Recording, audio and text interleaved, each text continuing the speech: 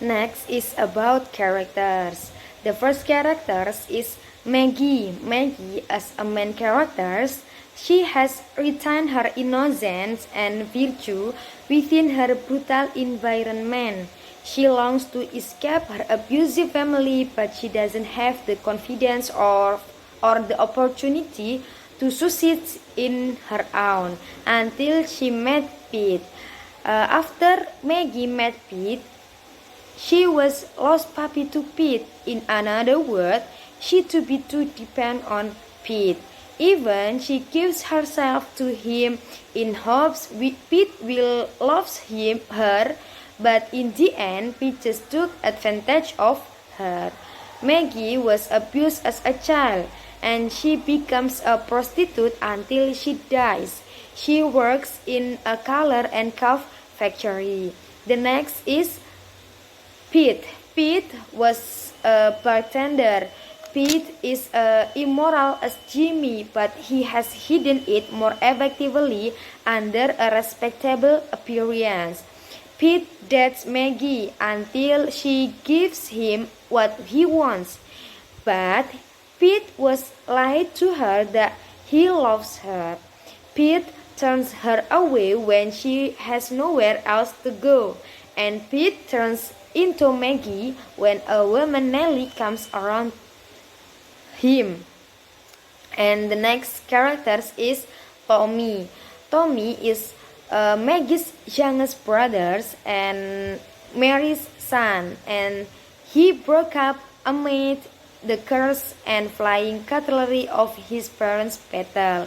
Tommy dies early in this story of novel. The next is the old woman or lady. She was a place of safety for the kids when the parents would go at it because she offers shelter and protection for them, and she lives in the same apartment house as Maggie's family. The next character is Billy. Billy is one of young children of the streets in this novel, and he grows up to be a violent brawler, and he is Jimmy's ally in the fight against Pete like in the novel. The next is Okay, next is the character from Father. The father of Maggie, Jimmy and Tommy, and Mary's husband.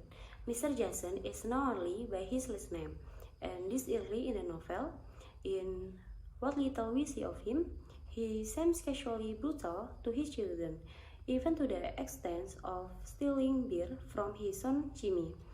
Like his wife, he is an alcoholic going to bars to escape the living hell of his home. Then character from Mary, Maggie's and Jimmy's mother. The alcoholic and vicious Mary Jason is a virtual incarnation of the devil. She spent the novel starting furniture and flying into uncontrollable rages even in the raw and tumbleweed, where we sense the drunkenness in Harley Orange. Mary is a neighborhood joke. After terrifying Maggie into fleeing from home, Mary is hypocritical enough to condemn her daughter for immorality and grossly sentimental enough to stake an elaborate skein of mourning for the daughter she never really loves. Next, Jimmy, Maggie's brother and Mary's son. Jimmy Jason is the first character we meet in the novel, and from the start he is fighting a street battle. He grows up violent and combative, hardened against sympathy and intervention. Although he himself has seduced and abandoned woman, he failed to see himself in Pete, whom he hates for seducing Maggie, and he cannot muster any sympathy for Maggie, whom he blames hypocritically for bringing disgrace on the household. Unlike his naive sister, Jimmy has the toughness necessary to survive in the rough world of urban poverty, but this toughness seems inseparable from the casual cruelty that seems endemic to the novel's world.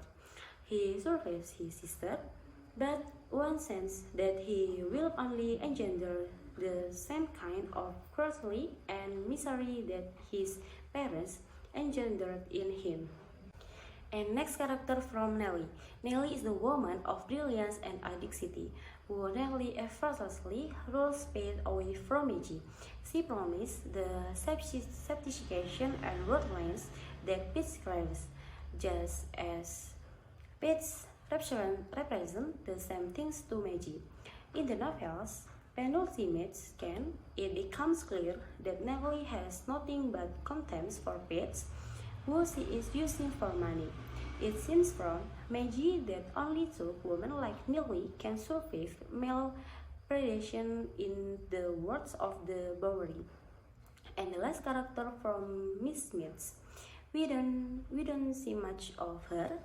Miss Smith appears brave in the novel during the closing scan. She helps to whip Mary up into a sentimental fit of mourning for her lost daughter, Maggie.